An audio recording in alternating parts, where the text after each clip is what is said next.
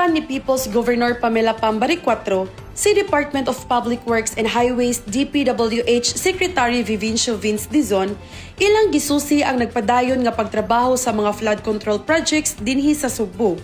Apil niini ang padayon nga gitrabaho nga flood control sa Mananga River sa Barangay Lawaan sa Talisay City. Aron pagprotektar sa mga pagbaha, gipahimuslan sa DPWH ang panahon samtang ting-init pa. Double time ang ilang pagtrabaho sa mga flood control projects. Si Governor Pambari IV nagpasalamat sa gihimo nga mga proyekto aron protektahan ang mga Subuanon kontra sa baha. Thank you so much. Hindi tayo pinabayaan ng national agency. Ang pinaka-urgent na kailangan natin gawin is kailangan lahat ng mga nasira ng Tino, kailangan ayusin natin. So the President asked me to come back to make sure na yung reconstruction natin ay mabilis. Kasi in 2-3 months, ano na tayo? Uulan na naman.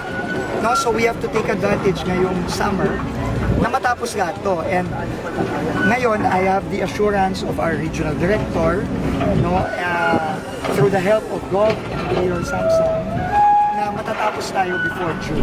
Sa inspeksyon sa Mananga River, kauban si Talisay City Mayor Samsam Gulyas. Gawa sa flood control project sa Mananga River, ang DPWH nagpakisusi usab sa Butuanon River sa Mandawi City ug Kutkot River sa lungsod sa Liloan, ingon man sa Cebu City sa Villa del Rio nga grabing nabahaan. Ang DPWH adunay 4 billion nga budget sa Sugbo sa pagpaayo sa mga flood control nga naapektuhan sa bagyong Tino.